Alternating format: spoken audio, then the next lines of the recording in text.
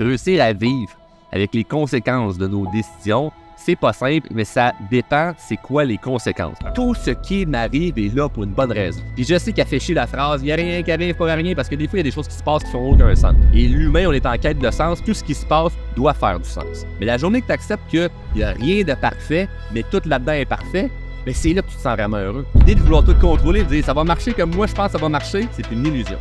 C'est une illusion, puis la perfection, puis de vouloir performer à tout prix, c'est une illusion. Parce que tu ne sais pas qu'est-ce qui s'en vient en ce moment.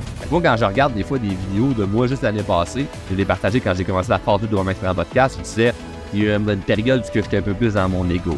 J'étais un peu plus orgueilleux. J'étais un peu plus dans une attitude de moi j'ai raison puis j'ai compris. Puis quand je regarde ça, j'aime pas ça regarder ça. J'aime pas revoir ces vidéos-là parce que j'aime pas cette version-là de moi-même. Sauf que elle est belle cette version-là parce que c'est un immense apprentissage.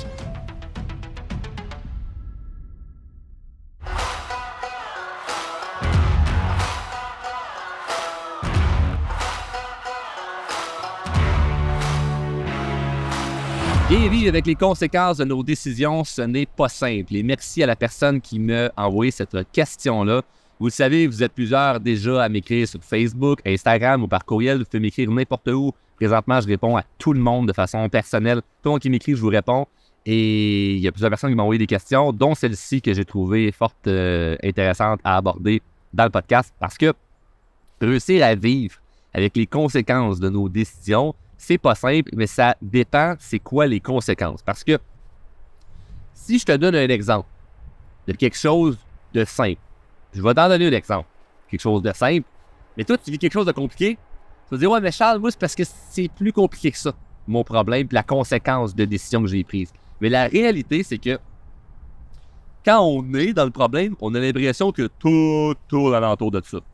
C'est juste ça qui se passe. Moi, je me souviens quand j'ai vécu des scandales médiatiques. J'en ai eu l'année passée, des petits scandales médiatiques sur le web. J'ai dit une affaire, ça a été pris en contexte, puis là, ça ressort. Puis là, des articles à potins, puis mon en parle, blablabla, ça passe à la radio, ça passe un peu partout. Là, j'étais pris là-dedans. Puis là, je parle avec des gens autour de moi, des amis, du monde qui ne sont pas nécessairement sur le web. Puis je regarde pas tout ce qui se passe sur le web. Puis je leur dis, présentement, là, je suis dans un scandale. Puis ils font, ah ouais, c'est quoi?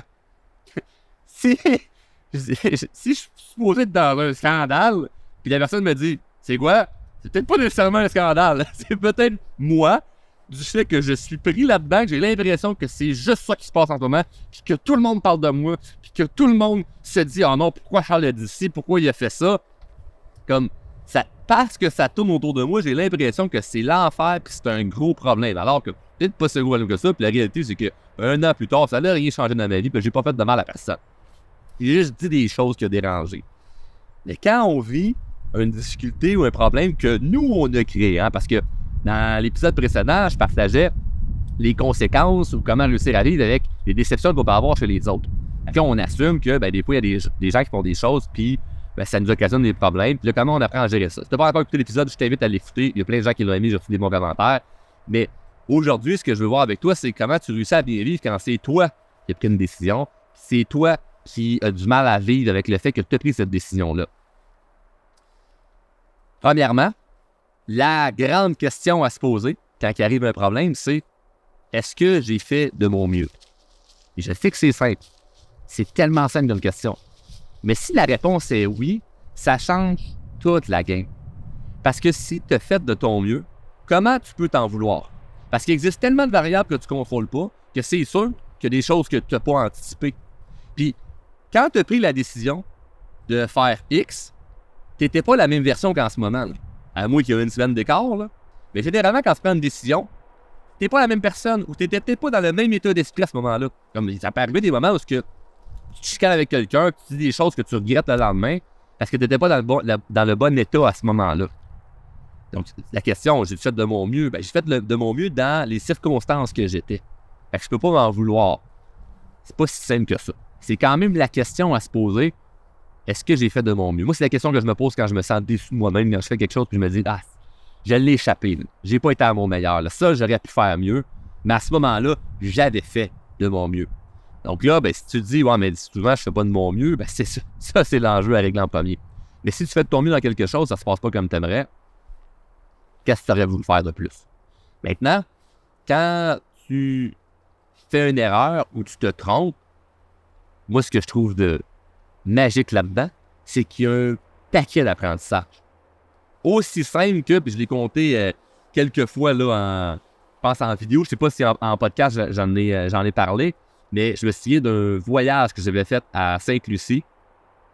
Puis durant le vol, il est arrivé un paquet d'affaires, on était avec un groupe d'entrepreneurs et j'étais avec ma conjointe à ce moment-là et on a perdu nos valises durant le vol.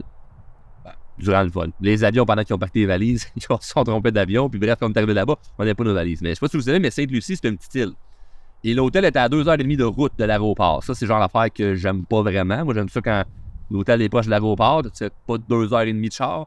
Mais au moins, le paysage était beau. Donc là, 2h30 d'autobus, tu te dis, ben si on pas mes valises, avant que ça se ramasse dans un bon avion et qu'ils viennent me le porter dans cette île-là, qui a peut-être pas 150 vols par jour, c'est pas l'aéroport de Vancouver ou de Toronto, là.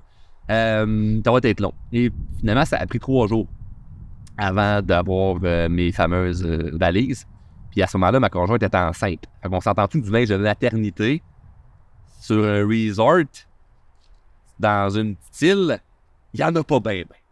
Elle, évidemment, est en frustration et elle trouve pas ça le fun. T'sais. Puis moi non plus, je me réjouis pas de ça, sauf que je rencontre d'autres entrepreneurs puis ils voient bien que j'ai pas eu ma valise parce que je suis pas en culotte courte. J'étais en jeans pour aller à la plage, tu sais. Puis j'étais en running shoe pour à côté des paniers. Puis je me suis dit, ouais, peut-être que lui, il a mal fait sa valise ou il a pas sa valise. Fait que c'était assez facile de deviner qui avait sa valise et qui l'avait pas. Parce qu'on était quelques personnes à pas l'avoir, c'était pas juste moi et ma conjointe. Je faisais partie du groupe de malchanceux qui l'avaient pas. Et les jours passent, une journée passe, 2 journées passent, on n'a pas plus notre valise, ils sont pas encore venus nous l'apporter. 3 jours passent. Et là, il y a des gens avec qui je parle, ils me disaient, Charles, vous m'avez prêté du linge, tu sais. Et ça, finalement, a découlé que les gens qui m'ont prêté des vêtements sont devenus des clients plusieurs mois plus tard. Ça, je l'ai appris un peu plus tard. Tu vois déjà la conclusion de ce que je m'en vais. Là. On a reçu notre linge, alors on est content, tout est beau, on a notre costume de bain, puis nos affaires, nos sandales, notre crème solaire. Wow, la vie est belle. Ça reste quand même une frustration par rapport à ça. Maintenant, c'est-tu quelque chose qu'on a décidé de perdre nos valises? Non. Par contre, ce qu'on a appris de ça, c'est qu'aujourd'hui, on ne voyage plus sans carry-on. Puis pour ceux qui ne savent pas c'est quoi un carry-on, c'est la petite valise que tu amènes directement dans la ville. Fait que ça, c'est la meilleure affaire. Tu mets du linge là-dedans et beaucoup de linge dans tes valises, au moins, s'ils perdent ta grosse valise, tu as ton carry-on avec toi, puis tu l'amènes, tu pars avec, tu peux avoir 3-4 jours avec tout ton stuff que tu avais besoin pour justement 2-3 jours. Fait que maintenant, on voyage que avec ça. Quand je dis qu'avec ça, c'est soit c'est juste ça ou ça plus une grande valise, dépendamment de combien de temps on part. Fait qu'il y a eu un apprentissage là-dedans. Il y a plein de gens qui sont restés en frustration par rapport à ça, puis qui disaient « Ah non, mais moi, je veux me faire rembourser, puis je veux que l'assurance paye mes 3 jours que j'ai dû débourser des affaires. » Moi, j'ai rien demandé à personne parce que cassage de tête me fait chier avec à attendre 2 heures en ligne pour avoir avec moi 200$, 300$. Fin, ça serait 1000$ qu'ils me donneraient. Je veux dire, je reste dans de la frustration, puis c'est pas le fun. Fait que la réalité, c'est que parce que j'ai eu une bonne attitude malgré ce qui est arrivé, de un, j'ai rencontré des nouvelles personnes qui sont devenues des clients. On s'entend que je suis quand même payant. Fait que finalement, ma valise a fait des payantes de la perdre. Mais j'ai également appris que c'était important de connaître un carry-on. Puis aujourd'hui, c'est parfait. Sauf que là, on n'a pas la suite de l'histoire. C'était pas arrivé. Moi, ce que j'aime me dire, c'est pas de fantasmer sur « Ah, il y a des choses nouvelles qui n'auraient pas arrivé ou ça aurait pu être tellement différent. » Non, moi, c'est de me dire, je préfère qu'il arrive cette erreur-là quand c'est juste 3 jours sur une île avec plein d'autres personnes qui peuvent m'aider, que ça l'arrive quand je m'en vais, je sais pas, moi, au Japon pendant 2 mois, là. Puis que là, je sais pas où me retrouver, ou finalement, je m'en vais dans une excursion en Afrique, puis absolument rien autour de moi, puis je me ramasse vraiment, j'ai rien avec moi, là. Donc, j'ai appris ça dans des circonstances qui étaient peut-être plus favorables. Mais ça, souvent, on l'oublie, ça. On a le sentiment que notre situation est la pire. Puis ce qu'on vit en ce moment, c'est un gros problème, puis c'est grave, parce qu'on est dedans présentement, puis c'est pire que tout. Et là, c'est une situation banale pour toi qui écoutes, puis tu penses à un défi que tu vis présentement, ou quelque chose que tu regardes, ou quelque chose que tu dis « Ah, ça, là, j'ai de la difficulté à vivre avec l'erreur que j'ai faite. » Mais des fois, l'erreur que tu as faite ou l'erreur qui est arrivée dans ta vie, c'est juste là pour te prévenir de « Hey, wake up » parce que ça pourrait t'arriver à un endroit où c'est encore beaucoup plus grand. Dernièrement, j'ai un client en coaching qui me dit « J'étais en changement de carrière, Charles, puis là, ce que ça allait créer, c'est que vu que j'essaie plein d'affaires, là, je me suis créé des dettes. » Combien de dettes? Je ne sais pas. Tu te dis « Mais c'est carte de crédit, 20 000, 30 000, 40 000, 50 000, c'est pas important. » l'important là-dedans, c'est que le gars a des très, très, très grandes ambitions. Il veut aller loin, il a des grands rêves, des très grands rêves entrepreneuriales. Et moi, quand il me dit ça, j'ai des dettes en ce moment, je dis, ben, bonne nouvelle. Bonne nouvelle de quoi? C'est une excellente nouvelle parce que c'est pas mal plus le fun de gérer 10, 15, 20 000 de dettes en ce moment quand tu commences, puis tu apprends à gérer ce stress-là, que 100 000 ou 200 000 ou 1 million quand tu vas être rendu à un certain palier ou un certain niveau dans l'accomplissement de tes rêves. Je vais faire pas mal plus gérer ça. J'ai pas vu ça de même. Je le sais parce que souvent, quand on est dedans, c'est comme c'est la fin du monde.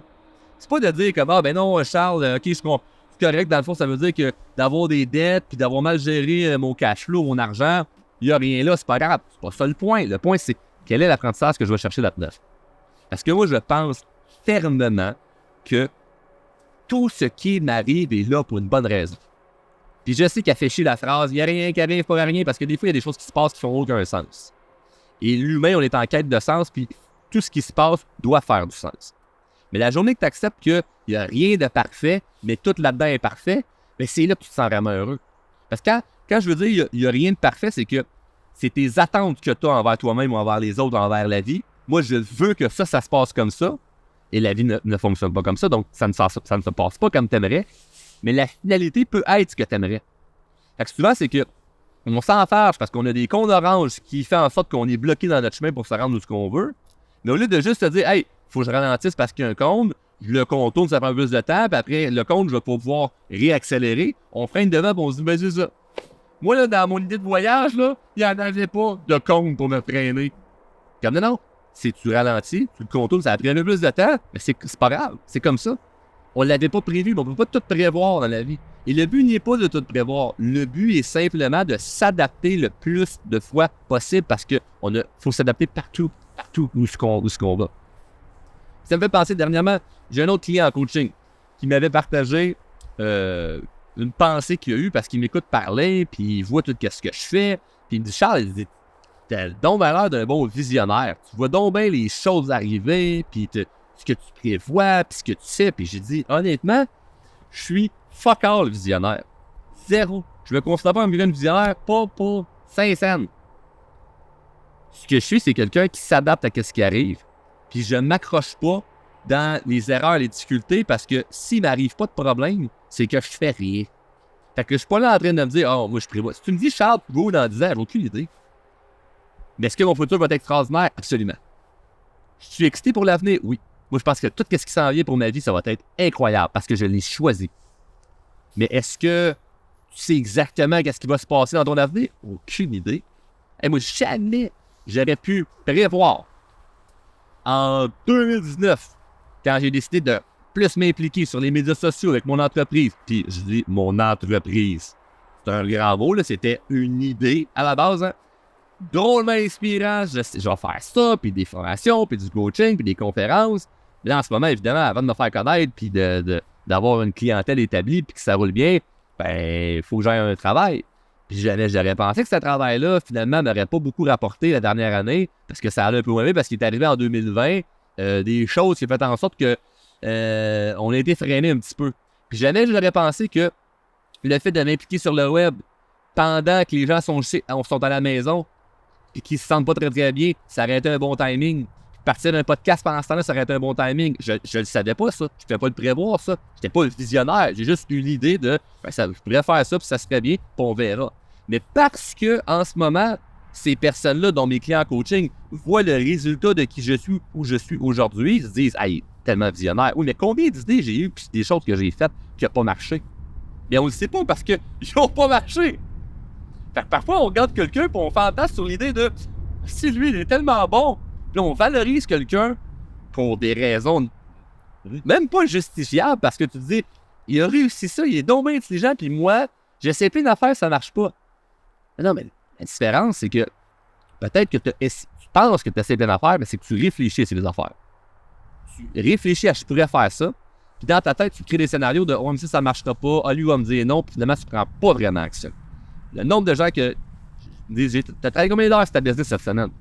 Ah, plein d'heures. De travailler ou de penser à des projets? Il y a une grande différence entre les deux, là. Puis quand ça se passe pas bien, c'est juste parfait. Parce que l'apprentissage que tu vas chercher va pouvoir te rendre encore plus loin. Fait que moi, je crois fermement que si j'ai une idée globale ou environ, pas précis, là, mais juste, j'ai une idée d'à peu près de ce que j'aimerais avoir dans la vie. J'ai une idée de c'est quoi mes objectifs, j'ai une idée de c'est quoi mes rêves, puis je décide que je vais les réaliser, bien le comment je m'y rends, il n'est pas important. Parce que ça, là, c'est pas de tes affaires, de comment ça va fonctionner. Puis l'idée de vouloir tout contrôler, de dire ça va marcher comme moi je pense que ça va marcher, c'est une illusion. C'est une illusion, puis la perfection, puis de vouloir performer à tout prix, c'est une illusion. Parce que tu ne sais pas qu'est-ce qui s'en vient en ce moment. La plus belle qualité, c'est de réussir à s'adapter à ce qui se passe présentement. Donc, si tu décides, je vais me rendre à ce point-là, mais j'accepte que ça se peut que la façon que je me rende, ce ne sera pas comme j'aimerais, c'est là que tu réalises vraiment tes rêves. Puis c'est ce que j'ai réussi à manifester et à incarner dans ma vie, puis c'est ce que je vois auprès de plusieurs clients ou de gens qui m'entourent, qui réussissent, puis qui sont contents, puis qui sont fiers. Parce que si tu écoutes quelqu'un qui est beaucoup dans du contrôle, puis qui veut absolument tout faire les affaires comme lui, il pense que ça va marcher, ça se peut qu'il réussisse à atteindre certains objectifs, certains rêves. Mais regarde dans le back-end. Regarde en arrière sa vie. Tu peux avoir des gens qui vont dire « Moi, j'ai beaucoup de succès. » OK, sur le plan matériel, sur le plan front page de cette personne-là paraît bien parce que, oh, elle a accompli des grandes choses. OK, mais c'est quoi sa relation avec ses enfants? C'est quoi sa relation avec son conjoint, sa conjointe? C'est quoi sa relation avec ses amis? Y a-tu des amis? Sa famille le respecte-tu? Il est en bonne santé? Y a-tu un poids santé? Y a-tu de la vitalité? Il est en dépression? Il se bat au-dessus de pilules à tous les matins parce qu'il y a l'anxiété dans le tapis? Oh, il y a beaucoup de succès. Ah, ouais, du succès, moi. Moi, s'il faut que je devienne contrôlant dans la vie pour réussir à tout prix selon comment moi j'aimerais que ça soit, mais ce prix-là que ça me coûte, c'est ma santé, mes relations, puis ma joie de vivre. Pour moi, j'ai pas de succès. Quand même, j'atteindrai à tous les projets que je me fixe. Je me disais, wow, je me suis rendu là. Si j'ai personne autour de moi, je me sens pas bien dans ma peau, je n'ai pas réussi. Donc, ça paraît un extrême, dit comme ça, mais la réalité, c'est observe les gens. Puis observe comment toi, tu te sens quand il y a quelque chose qui fonctionne pas, puis tu essaies de te réajuster. T'es-tu en réticence ou t'es en acceptation avec ça? Moi, quand ça fonctionne pas comme j'aimerais, je me dis, yes, cool. Maintenant, je sais qu'est-ce que je vais faire pour m'améliorer. Et c'est des petites erreurs partout dans notre parcours, mais on n'écoute pas, on regarde pas autour de nous, on avance, puis on se dit « Mais ça n'a pas marché parce que je suis pas bon. » Non, c'est pas que t'es pas bon, c'est que t'écoutes pas. Écoute qu'est-ce qui se passe en ce moment, regarde, observe. C'est comme, tourne le regard vers toi pour faire « Wow, OK, ça n'a pas fonctionné. Nice, maintenant, je sais qu'est-ce que je vais faire de différent. » Ou si tu te dis « Je sais pas quoi faire de différent, essaye juste autre chose. » T'essayes, ça marche pas, t'essayes, ça marche pas, t'essayes, ça marche pas. Oups, quelque chose fonctionne. Good, je continue avec ça. Puis tu continues avec ça. Parce que tu l'avais demandé, moi, en 2018-2019, quand j'ai commencé à m'impliquer au plus sur les médias sociaux, Charles, c'est à partir de quelle plateforme que tu vas tout cartonner et te faire connaître? Je disais, hey, Facebook, moi, j'avais mis de la publicité sur Facebook, j'avais commencé à me faire connaître avec ça. Jamais je me serais douté qu'en 2019, un de mes chums de gars me dit, Charles, il y a une application, là, en ce moment, c'est des enfants qui dansent là-dessus, là, ça s'appelle TikTok. Je pense que je te verrais bien là-dessus. Puis moi, je joue l'application, puis tout ce que je vois, c'est justement des petites filles de 10-12 ans qui dansent. Puis je me dis, moi, je veux pas aller là-dessus. Puis non, il y a peut-être un bon timing. Puis il n'y a pas de coach là-dessus. Il n'y a pas d'entrepreneur. Il y a personne. C'est du monde qui danse, puis un peu de conneries. Puis moi, j'arrive là, je fais des vidéos drôles et inspirantes. Et boum! Aujourd'hui, on est rendu, le hashtag Drôlement Inspirant est rendu à plus que 150 millions de vues. C'est énorme. Jamais je me serais douté de ça. Mais si je m'étais freiné en disant comme non. Moi, mon plan d'affaires, mon plan d'avenir, la façon concrète que je vais y arriver, c'est en me faisant connaître par Facebook. Parce que tous mes confrères, conférenciers, coachs, entrepreneurs qui se sont fait connaître publiquement ont passé par Facebook. Un site web, envoyer des courriels aux gens. C'est comme ça qu'on va faire. Jamais j'aurais pensé ça. Jamais j'aurais pensé que le podcast, ça aurait été un outil incroyable pour mon entreprise. 100% des gens qui deviennent clients chez Drôlement Inspirant écoutent mon podcast. Quand je fais des cours de formation, où il y a des conférences, je lève la main aux gens qui ici écoutent mon podcast avant d'arriver ici. Pas avant, dans le char ensemble. Non, ça, il y en a qui prennent la main, mais avant de faire affaire avec moi, qui ici écouter mon podcast, tout le monde lève la main. C'est un outil incroyable. Jamais j'aurais pensé que faire le podcast, ça ramener ça. Moi, j'ai parti ça dans mon sol en me disant, on va l'essayer. Puis ça a fonctionné. Mais le nombre d'affaires qui n'ont pas fonctionné, des trucs que tu testes, puis tu fais, ben non, ça marche pas, puis là, tu essaies une autre affaire, puis ça fonctionne pas. Mais on se rappelle de qu'est-ce qui a fonctionné. Puis la grande erreur, c'est de s'accrocher à ce qui fonctionne, puis penser que ça va tout le temps fonctionner. Parce que l'une des choses qui m'a appris à me libérer d'un énorme stress et anxiété complètement inutile, c'est de m'accrocher à ce qui fonctionne doit fonctionner pour toujours. Ce qui marche, ça doit continuer à marcher parce que je m'attache à l'ancienne version de ce qui est agréable. Tout change, tout bouge, tout est en mouvement. Et ça se peut qu'il y a des choses que je dois apprendre à lâcher. Ce que je faisais sur TikTok en 2020, ça ne fonctionne plus aujourd'hui. Ce que je faisais en podcast en 2021, c'est plus ce qui fonctionne aujourd'hui. Tout doit bouger, tout doit changer et tu dois accepter que l'erreur qui est arrivée dans la version que tu étais à ce moment-là. Moi, quand je regarde des fois des vidéos de moi juste l'année passée, je l'ai partagé quand j'ai commencé la phase 2 de Vraiment Inspirant Podcast, je disais, il y a une période où j'étais un peu plus dans mon ego. J'étais un peu plus orgueilleux. J'étais un peu plus dans une attitude de moi, j'ai raison puis j'ai compris. Puis quand je regarde ça, j'aime pas ça, regarder ça. J'aime pas revoir ces vidéos-là parce que j'aime pas cette version-là de moi-même. Sauf que elle est belle, cette version-là, parce que c'est un immense apprentissage. On s'entend-tu que c'est quelque chose quand même qui est pas plaisant pour moi parce que ça reste, tu sais. Il y a des gens qui ont encore cette image-là de moi. Mais à quoi je m'attache? Est-ce que je m'attache à cette ancienne version-là en me disant que non, mes affaires vont marcher parce que je pensais comme ça. Non. Je laisse ça aller parce que ça ne me plaît plus. Je me sens plus bien là-dedans. Fait que je lâche cette version-là, puis j'accepte et j'honore que cette version-là de moi-même elle a apporté beaucoup. Mais c'est du passé. Puis je m'incarne dans la nouvelle version de moi-même avec des nouvelles façons de penser, un nouveau schéma de croyance, des nouvelles perceptions. Puis ça aussi, ça va finir par changer. Donc, je ne m'enracine pas dans « voici ma nouvelle manière de penser, voici comment je vais faire les choses, puis ça va être comme ça pour toujours. » Non. La version de Charles à 20 ans, c'est plus la version de Charles à 25. C'est plus la version de Charles à 30 ans. Puis ça ne sera pas la version de Charles à 40 ans, puis à 50 ans. Ça va évoluer. Puis il faut que ça change. Il faut que ça évolue, toujours vers le mieux. Quand tu acceptes que ces versions-là ils vont changer, que ça va s'améliorer, c'est une grande libération. Et là, tu vis mieux avec petite erreur qui peut arriver. Puis je dis la petite erreur, parce qu'à moins que tu mettes ta vie en danger, rien n'est une finalité. Donc, si tu as une idée globale de ce que tu veux atteindre, c'est correct que ça ne se passe pas comme tu aimerais. Moi, je crois fermement que la vie, elle est bien faite, elle nous amène exactement là où on souhaite. Ce qu'on a dans notre tête, ce qu'on pense le plus souvent du temps, ce qu'on vibre vraiment à l'intérieur de nous, on va dans cette direction-là. C'est juste que le trajet, on ne le connaît pas, on ne le sait pas, puis on le voit juste au fur et à mesure à chaque jour. Puis des fois, on a l'impression d'être sur le neutre. Des fois, on a l'impression de ralentir. Des fois, on a l'impression qu'on est complètement dans le champ, alors qu'on est vraiment sur le bon chemin, parce qu'on ne peut pas devenir le chemin au complet. Puis je suis convaincu que si les gens adhéraient beaucoup plus à cette méthode de pensée-là, arriveraient à leur objectif, puis sont freinés non pas parce qu'ils sont pas bons, ils n'ont pas assez de connaissances, ils sont pas compétents, ils sont freinés parce qu'ils n'aiment pas le chemin qu'ils expérimentent, puis ils pensent que ça devrait être autre chose. Et moi, j'aime me dire, je suis qui, moi, pour décider de ce que la vie me met sur mon chemin en ce moment? Je suis qui, moi, pour dire, ça devrait pas être comme ça. C'est pas à moi de décider. Moi, je pose une intention de ce que j'ai envie d'avoir et je laisse les choses aller. Puis quand je dis je laisse les choses aller, c'est je laisse aller ce que je contrôle pas. Puis tout ce que je sais qui pourrait être en cohérence avec ce que j'ai envie, je le fais. Puis que ça marche pas, c'est des variables temporaires. C'est des variables temporaires parce que je peux essayer quelque chose, ça fonctionne. À un moment donné, ça ne fonctionne plus. Je vais me détacher. Puis je peux essayer quelque chose qui ne fonctionne pas, puis juste persévérer un peu plus, puis ça finit par fonctionner. Ou ça ne fonctionne pas, puis je me dis, bien parfait, passe à autre chose. C'est beau, next. Là, j'essaie d'autres choses, puis le moment donné, je me rends vers où j'aimerais aller. Bref, j'espère que dans cet épisode, tu as réussi à trouver un peu plus de sens, parce que ce n'est pas une tâche facile de réussir à bien vivre avec les décisions qu'on a prises.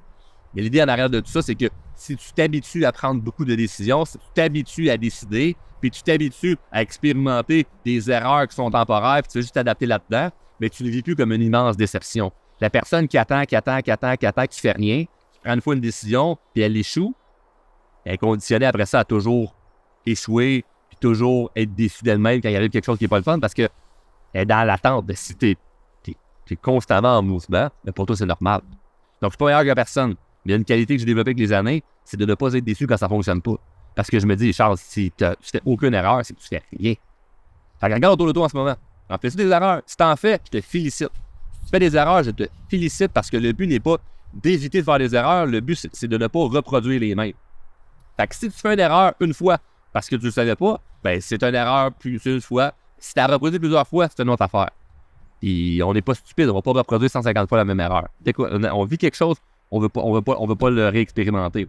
Fait que là, il y a deux types de personnes là-dedans. Il y a la personne qui va rien faire parce qu'elle se dit je veux pas revivre cette erreur-là. Puis la personne qui va faire différemment avec l'idée de peut-être que je vais revivre une erreur, mais j'ai essayé différemment, donc j'ai quand même la chance d'avoir un résultat différent.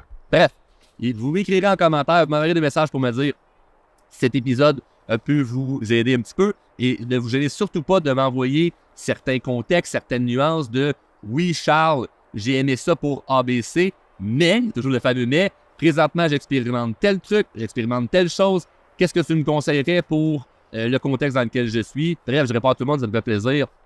Il y a toutes sortes de choses qu'on offre qui va pouvoir vous aider et ça me fait plaisir de pouvoir contribuer le plus possible à cette espèce de développement-là que tu vis en ce moment, qui est soit l'atteinte d'un objectif qui est petit devant toi, mais qui manque encore un peu de sens, quelque chose de très, très, très, très, très grand. Bref, le but avec ce podcast-là, c'est juste de pouvoir vous aider à accomplir vos rêves et d'être heureux en bout de ligne. Donc, sur ce, merci beaucoup d'avoir écouté au complet. J'attends que vous m'envoyiez un petit message. J'ai hâte de vous lire. À bientôt.